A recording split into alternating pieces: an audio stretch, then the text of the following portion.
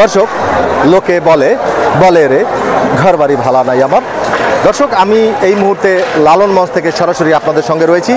আমি আগামীকালের যে প্রস্তুতি পর্ব রয়েছে সেই প্রস্তুতি পর্ব আপনাদের সামনে তুলে ধরার জন্য এই কুষ্টিয়ার লালন মেলায় উপস্থিত হয়েছি।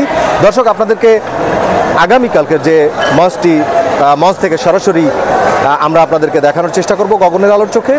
আমরা যদি আপনাদেরকে একটু দেখাই যে লালন মঞ্চের যে বর্তমান পরিস্থিতি, অর্থাৎ আজকে আমরা কালকে রাত 12টার পরেই কিন্তু এই লালন মেলার শুরু হবে। কালকে এই মেলাটি উদ্বোধন করা হবে প্রতি বছরের ন্যায়। এবারও কিন্তু সেই মেলাটি জাঁকজমকভাবে পালন করা হচ্ছে। দর্শক, আমি যদি আপনাদেরকে একটু দেখাই, দেখবেন যে লোকারণ্য হয়ে গেছে এবং চারিদিকে কিন্তু আসলে লোকারণ্য।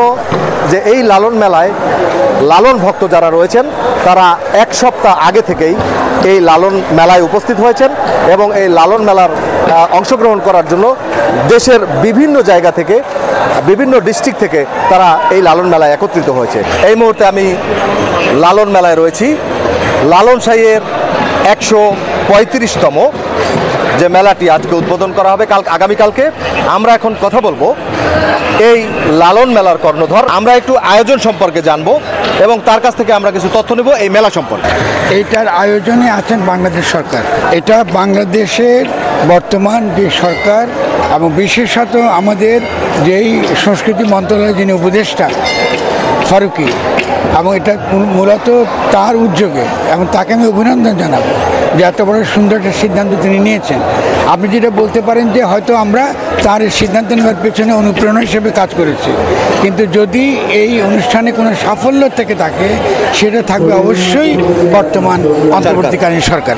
পোশাকে জানতে হলে দেখতে পাচ্ছি নবপ্রাণ আখড়াবাড়িতে, এটা আমার দীর্ঘকাল এটা আখড়াবাড়ি, মানে আমি ফকির লালন শাহের ঘরের লোক।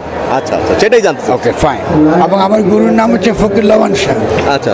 ফলে ফকির লবণ শাহ হলো জ্যোতির্মণ্ডলীর যে নেটওয়ার্ক, এই যে ফকিরদের যে বৃহত্তর, যে বাংলাদেশ ব্যাপী, পৃথিবী ব্যাপী যে বৃহত্তর যে নেটওয়ার্ক, এটার কেন্দ্র ওটা। ফলে এতকাল পর্যন্ত আমরা ফকিরদেরকে উপেক্ষা করেছি এবং ফকির লালন শাহের যে ভাবগত ঐশ্বর্য, তার যে শক্তি, এটা সঠিকভাবে উপস্থাপন আমরা করি নাই। দ্বিতীয়ত, রাষ্ট্র এখানে উপেক্ষা করেছে। নানান যুক্তি থাকতে পারে কেন, সেটা পরের কথা না। হওয়ার ফলে এই যে সাধারণ মানুষের যে গণসংস্কৃতি, তার যে ভাব চর্চা, তার যে জ্ঞান চর্চা, তার যে সঙ্গীতের ধারা, এটাকে দমন করা হয়েছে। এটা একটা দীর্ঘকাল ধরে এটাকে দমন করা হয়েছে। ফলে এই যে দমনের পরে, জুলাই গণঅভ্যুত্থানের পরে এই ফকির লালন শাহের স্বীকৃতি, একই সঙ্গে জুলাই গণঅভ্যুত্থানের স্বীকৃতি। কারণ জুলাই গণঅভ্যুত্থান একই সঙ্গে সাধারণ মানুষের অভিপ্রায়, তাদের যে ইচ্ছা, তাদের যে বাসনা, তারা একটা নতুন বাংলাদেশ দেখবে। সে নতুন বাংলাদেশের উপাদান এই দেশের যারা বড় বড় জ্ঞানী ব্যক্তি, যারা সাধক, যারা বিভিন্ন রকম সাধনা ধারার সঙ্গে যুক্ত, সাধারণ মানুষের সঙ্গে যারা যুক্ত, এর যে ধারাবাহিকতা, দীর্ঘ ধারাবাহিকতা, এই ধারাবাহিকতাকে শক্তিশালী করে আজও পর্যন্ত তারা টিকে আছে। ধন্যবাদ আপনাকে, অসংখ্য ধন্যবাদ আপনাকে। আমরা অনেক অজানা তথ্য জানলাম। ধন্যবাদ আপনাকে আবারও। দর্শক, আমি লালন থেকে সরাসরি আপনাদের সঙ্গে রয়েছি। আপনারা দেখতে পাচ্ছেন হাজার হাজার লালন ভক্ত যারা রয়েছে, তারা কিন্তু দেশের বিভিন্ন জায়গা থেকে এসে ভিড় জমাচ্ছে এবং কালকে মেলার অপেক্ষা করছে। আপনারা দেখতে পাচ্ছেন লালন ভক্ত যারা রয়েছে, তারা সবাই কিন্তু এখানে লালন ভক্তরা কিন্তু রয়েছে।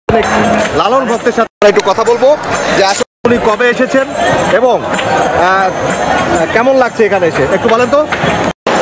আজ আমার 7 দিন ধরে আসি, এখানে খুব আমাকে করতে লাগতেছে, এই খুব সুন্দর লাগতেছে। আপনি কোথা থেকে আসছেন? ঢাকা থেকে। কতজন আসছেন আপনারা? আমরা অনেকজন। আচ্ছা, কেমন লাগছে আপনাদের লালনের মাঠে এসে? হ্যাঁ, শাহীদের এখানে খুব আনন্দ পেতেছি। শাহীদের এখানে খুব আনন্দ পাচ্ছেন? আচ্ছা, কবে আসছেন এখানে? আজকে 3 দিন। আজকে 3 দিন হলো আসছেন? দোহার থেকে এসছি। ঢাকা দোহার। আপনারা কয়জন আসছেন? আমরা একা আসছি। সেই ভক্তদেরকে আমি একটু আপনাদেরকে দেখাই গগনের আলো চোখে। আমি একটু কথা বলবো, আপনারা কোথা থেকে এসছেন এবং লালনকে কেমন ভাবে কোথায় ধারণ করেন? এখানে বছর ধরে আসা যাওয়া করি। আমার নাম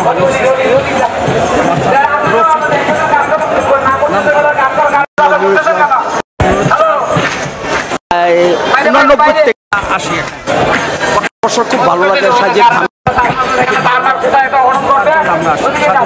আরো সৌন্দর্য লাগতেছে। দর্শক খুবই সৌন্দর্য খুব ভালো লাগছে, সাধু সঙ্গ খুব ভালো, পরিবেশ খুব ভালো, পরিবেশ খুব ভালো। আমাদের মন পূজার করে আমরা লালন মেলা উদযাপন করবো। দর্শক আপনারা দেখতে পাচ্ছেন আমি এই মুহূর্তে লালন মঞ্চের একটি চিত্র আপনাদের সামনে তুলে ধরছি। আপনারা একটু খেয়াল করলে দেখবেন যে এই হচ্ছে লালন যে মঞ্চটি রয়েছে, যে এই লালন মেলায় লালন ভক্ত যারা রয়েছেন তারা এক সপ্তাহ আগে থেকেই এই লালন মেলায় উপস্থিত হয়েছেন এবং এই লালন মেলার অংশগ্রহণ করার জন্য দেশের বিভিন্ন জায়গা থেকে, বিভিন্ন ডিস্ট্রিক্ট থেকে তারা এই লালন মেলায় একত্রিত হয়েছে। দর্শক আপনারা ভালো থাকবেন, সবাই সুস্থ থাকবেন, সুন্দর থাকবেন, গগনের আলোয় চোখ রাখবেন।